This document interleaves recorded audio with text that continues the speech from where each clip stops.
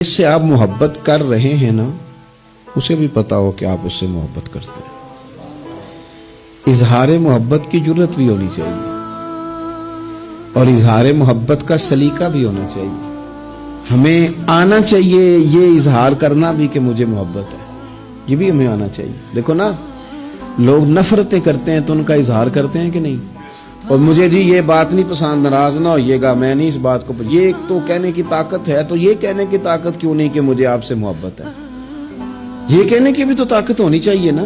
اس نے کہا تھا کہ اب تو دشمن کی اداؤں پہ بھی پیار آتا ہے، تیری الفت نے محبت میری عادت ہی کر دی. او بھائی، پیار کا بھی تو دیکھے نا. نبی پاک صلی اللہ علیہ وسلم نے وضاحت کی. حضور فرمانے لگے جب تم کسی سے محبت کرو تو اسے بتاؤ کہ میں تم سے محبت کرتا ہوں. مشکات دیکھیے نا، حدیث موجود ہے، فرمایا اسے کہو میں تم سے محبت کرتا ہوں. معنی کیا ہے؟ اسے بتاؤ تاکہ اس کے دل میں بھی تمہاری محبت پیدا ہو جائے. اس سے کہو جا کے. ایک صحابی نے نا، ایک بندہ گزر رہا تھا تو عرض کی یا رسول اللہ میں اس سے محبت کرتا ہوں. فرمایا اٹھ.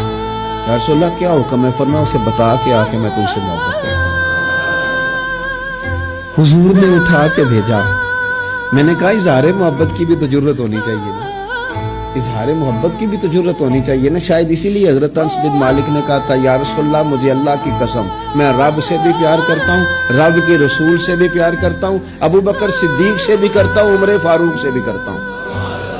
تو نبی پاک علیہ السلام نے فرمایا سن، پھر تو جس چیز سے محبت کرتا ہے اسی کے ساتھ تجھے جنت میں داخل کیا جائے گا.